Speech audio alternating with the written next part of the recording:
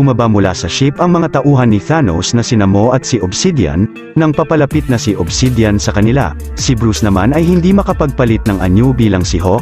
Si Tony Stark ay sinuot ang Iron Man suit niya na ang Mark 50 na isang nanotech suit at pagkatapos ay inatake niya ang kalaban at tumalsik ito. Pinagtulungan nila Doctor Strange kalabanin si Mo at ilang saglit ay biglang inatake si Iron Man ni Obsidian at tumalsik siya ng malakas. Kinalaban uli ni Tony Stark ang halimaw ngunit napabagsak siya ni Obsidian at biglang dumating na si Spider-Man para tulungan si Tony Stark kalabanin ang tauhan ni Thanos.